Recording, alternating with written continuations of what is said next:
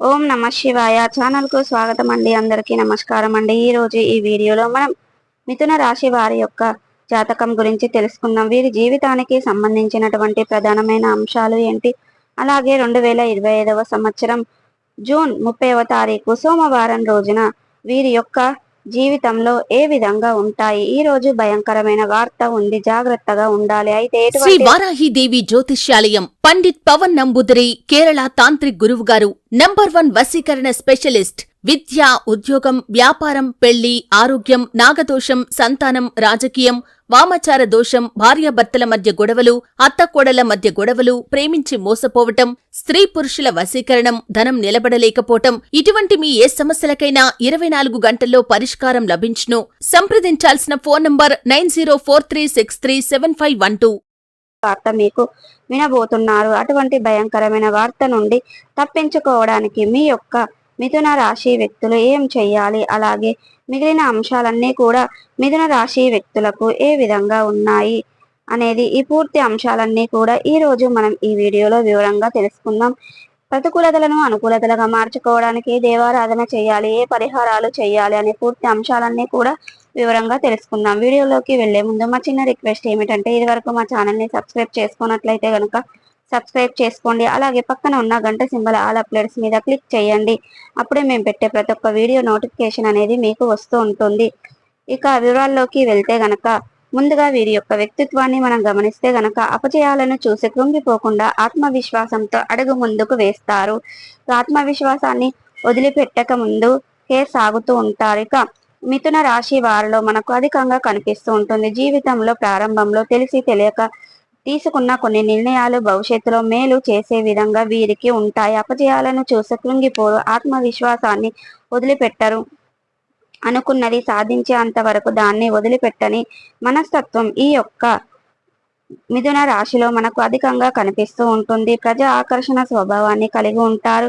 ప్రజాభిమానానికి సంబంధించినటువంటి విద్య, వృత్తి, ఉద్యోగ, వ్యాపారాలలో ఖచ్చితంగా రాణిస్తారు. ఆర్థిక క్రమశిక్షణ కూడా బాగా పాటిస్తారు. స్థిరస్తులకు కూడా అభివృద్ధి పరుస్తారు.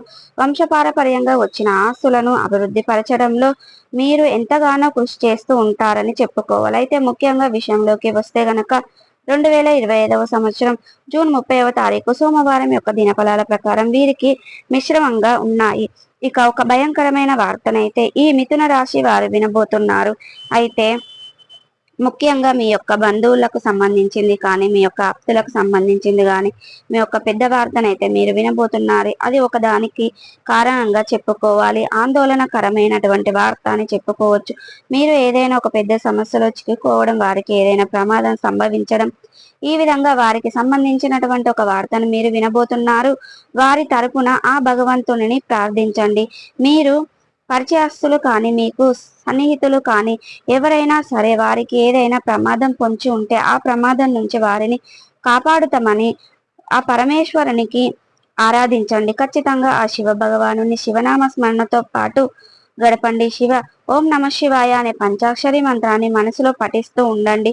ఆ శివ భగవానుడు అంతా కూడా మంచి చేస్తాడు. మీ మొర ఆలకిస్తాడు. మీ బంధువులను ప్రమాదం నుండి ఖచ్చితంగా కాపాడుతాడు. ఇక ఈ విధంగా మీరు అనేది మిథున రాశి వారు వారి తరపున ఆ భగవాను ఆరాధించడం వల్ల ఒక 5 నిమిషాలైనా పర్వాలేదు, వారి తరపున ఆ శివ భగవాను కోరుకోండి. వారికి ఏదైనా ప్రమాదం రావాల్సి ఉంటే ఆ ప్రమాదం నుండి వారిని ఖచ్చితంగా ఆ పరమేశ్వరుడును మొర ఆలకిస్తాడు. మనస్ఫూర్తిగా ఆరాధించండి. ఇతరుల కోసం, మన కోసం ఆరాధన కంటే ఇతరుల కోసం ఆరాధన నిస్వార్థమైనటువంటి ఆరాధన కాబట్టి ఆ ప్రార్థనను భగవంతుడు ఖచ్చితంగా మొర ఆలకిస్తాడు. ఇక ఈ రోజు ఒక భయంకరమైన వార్త వినే అవకాశాలు అయితే ఉన్నాయి. ఇక ఆ పరమేశ్వరుని ఆరాధించడం మిగిలిన అంశాలు చూస్తే గనక, మిథున రాశి వ్యక్తులకు మిశ్రమంగా ఉన్నాయి. ఉద్యోగస్తుల విషయంలో మీకు కొంత ప్రతికూలత అనేది కనిపిస్తుంది. మీరు చేసినటువంటి ఒక చిన్న పొరపాటు కారణంగా పై అధికారులతో మాట పడవలసిన పరిస్థితి మీకు కనిపిస్తుంది. కాబట్టి జాగ్రత్తగా ఉండండి. పని విషయంలో అశ్రద్ధ అనేది అస్సలు పనికిరాదు. మీరు ఏ చిన్న పొరపాటు చేసినా కానీ అవతలి వ్యక్తులకి, మీ యొక్క తోటి ఉద్యోగస్తులకి కావచ్చు, మీ యొక్క పై అధికారులకు కావచ్చు, ఒక అవకాశం ఇచ్చినట్లుగా అవుతుంది. అంటే మిమ్మల్ని ఒక మాట అనడానికి మీరే అవకాశం ఇచ్చినటువంటిది అవుతుంది. కాబట్టి ఈ విధంగా పొరపాటు చేయకుండా పనిని శ్రద్ధతో చెయ్యండి. ఖచ్చితంగా దాంట్లో విజయాన్ని సాధిస్తారు. మీరు చేసే పని కారణంగా మీరు ఖచ్చితంగా పై అధికారుల నుండి మెప్పును పొందుకుంటారు. అలాగే మిథున రాశి వారు ఎవరైనా సరే ఈ మధ్య కాలంలో విదేశాలకు వెళ్ళాలి అనుకుంటున్నారా? వెళ్ళటానికి సమయం అనుకూలించడం లేదు. ఎన్నో పరిస్థితులు ఆటంకాలు నిలుస్తున్నాయి. డబ్బు సంపాదించిన సమస్య లేదా కుటుంబ సమస్యల నుండి సపోర్టు లభించడం లేదు. ఆశించిన సంస్థల్లో ప్రవేశం దొరకడం లేదు. కానీ ఆశించిన ఉద్యోగ అవకాశాలు మీ ముందుకు రావటం కానీ ఈ విధంగా జరగడం లేదు. మీరు ఎన్ని ప్రయత్నాలు చేసినా కానీ మీ యొక్క ప్రయత్నాలు ఫలించడం లేదని నిరాశతో ఉన్నట్లయితే గనక మీ యొక్క ప్రయత్నాలు ఖచ్చితంగా ఫలిస్తాయి. అనుకున్న విజయాలను సాధించగలుగుతారు. ఈ విధంగా మిథున రాశి వారి యొక్క జీవితంలో అనుకూల ఫలితాలు కనిపిస్తున్నాయి.